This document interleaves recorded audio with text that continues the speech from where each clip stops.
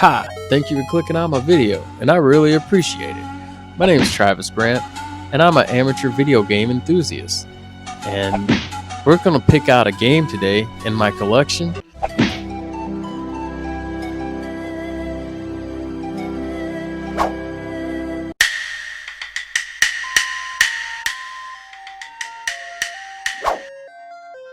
Well, looks like we're going to play some Karate Kid. LJN made this game.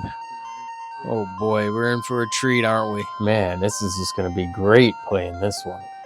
Well, let's go pop this turd nugget into the player and give it a whirl.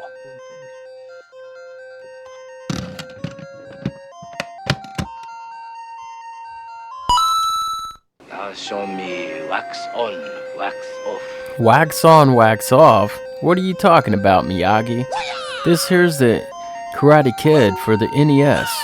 Karate Kid was developed by Atlus and then published by LJN. I don't think LJN actually produced any of their games. I believe LJN hired other software developers to produce their games for them. I'm sure they had to say so in the final product, though. Karate Kid, the NES game, was released in 1987. Karate Kid the Movie Part 2 was released in 1986, which the NES game is based off the first movie and the second movie. The first stages of Karate Kid are based on the tournament in the first movie. There's a punch button and then there's a kick button. All you really need to know about Karate Kid is the kick button. Karate Kid, graphically wise, it's a beautiful game. It's designed very well and put together nicely. Even the houses are designed in this game to activate a bonus stage if you jump inside them. I appreciate when the game developers make a movie game and they add aspects of the movie to the game, like the bonus ice block stage.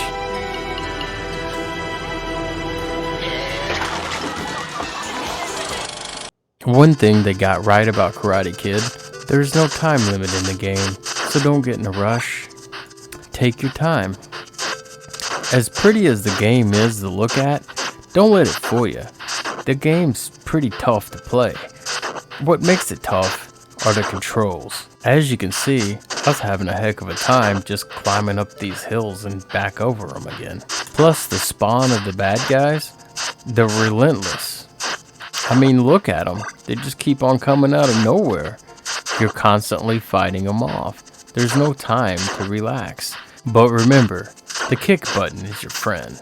And them kicks, they're gonna help you get through infinity amount of bad guys that spawn. Karate Kid, it only has 4 levels, believe it or not, but those 4 levels are something else. Oh great, the bad guys hit me into a bonus stage. Hey, Mr. Miyagi, look! Be like Daniel-san, grab your chopsticks, hit the like and subscribe buttons. Beginner luck. Oh yeah, the famous chopstick fly catch bonus stage. I like this bonus stage. It goes along with the movie, same as the ice block stage. And as a bonus stage, it's actually kind of fun. The flies go in a circular pattern, and that's how you catch them. But it can get overwhelming and confusing when all 6 of them are flying in circles. The mini bonus games they put in Karate Kid, they add so much to the game. Like, how much cooler would the game have been if it was just a bunch of mini bonus stage games to play, like Paint the Fence or Wax on, Wax off?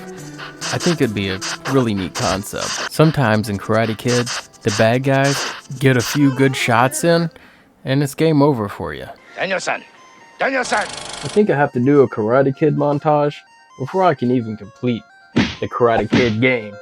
Show you Paint Fence, and then you show me how to beat Karate Kid on the Nintendo? Show me paint the fence. Okay, man, I'll show you how to paint the fence. Paint the fence. Why, hey, man. Hey, Mr. Miyagi, why'd you give me this little paintbrush, man? My cousin Earl, he has a paint sprayer. We can just spray the whole fence down in like 10 minutes and be done with it. Man, you could have gave me a bigger brush. Concentrate. Look at my eye. Wax on, hat. Wax off, hat. Wax on, hat. Wax off, hat.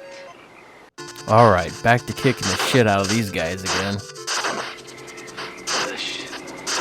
Now show me wax on, wax off.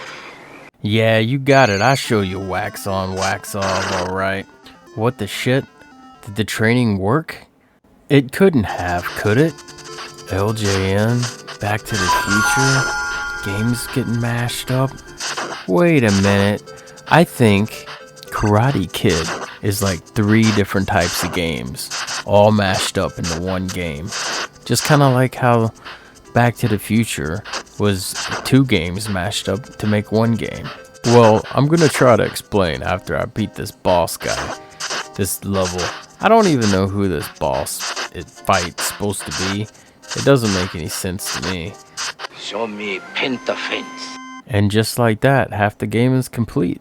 Now at this point, this is where the game cranks up the difficulty to 11. And then it tells most players that got this far, nope, this is it. You're not gonna get any more further than what you are right now. So here's my wild theory. I think Atlus was working on a Kung Fu game, but I don't think they were working on Karate Kid. Then LJN hired them, and then they just took what they had and said, oh, okay, well, we'll smash some other Karate Kid aspects into the game, like the mini games you find when you jump into the house.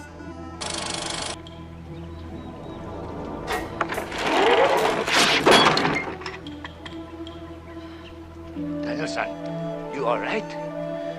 And the tournament at the beginning of the game, and the fight with Chozen at the end of it, because it kind of goes along with the movies. Did I mention this level is difficult with the wind and the rain pushing you back, and then you got the birds flying and the sticks flying in the air hitting you, and then you have to fight the karate guys that are always after you?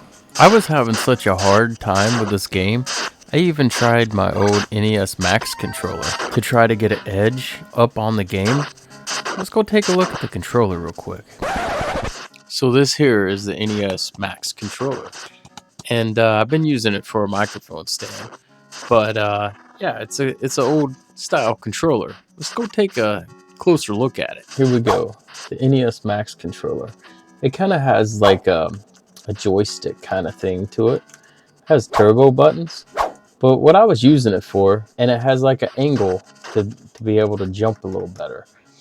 It didn't quite work out the way I thought it was going to, but still, it's a really cool controller. I think it's like the grandpa of the modern day controller if you think about it. It has a joystick. All it would need is like another joystick. It has 4 buttons, start and select. It's almost like a modern day controller if you think about it. I thought the NES Max would give me an advantage to the game, but it really didn't. Yeah, I'm sorry, that was pretty stupid.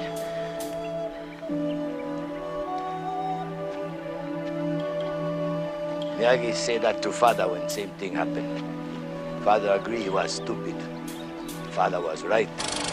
Yeah, you never know what's a stupid idea until you try it. Like this, you jump over the bad guys here, and the game only lets you spawn 2 bad guys at a time. So all you gotta do is stay in front of them and casually walk to the end of the game. But of course, the game designers, they knew that somebody would figure that out. So they put a little hill right there to stop the bad guys. Sadly to say, this is the farthest point that I've gotten in this game, is right here. Here's another one of my attempts to get past this spot. I don't know, just like when I was a kid back in 1987, I couldn't get past this spot either. One last go around here. Even when I was a kid, I never got past this spot, and I can't today. But I always imagined that the end of the NES game would be just like the end of the movie.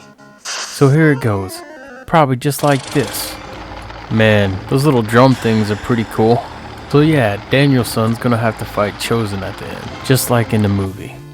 And just like in the game, he has to fight Chozen too. Yeah, that seems about right. I bet the movie's just like the game. It probably plays out the exact same. Wrong. At the end, I bet Miyagi winks at you and congratulates you on being a Kung Fu master. What the shit? He actually does, just like the movie.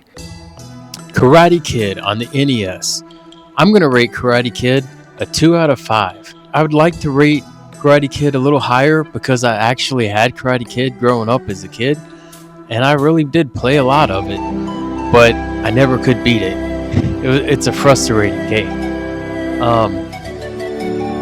Thanks for watching. Like and subscribe if you can. I really do appreciate it if you did. And I love you. Bye.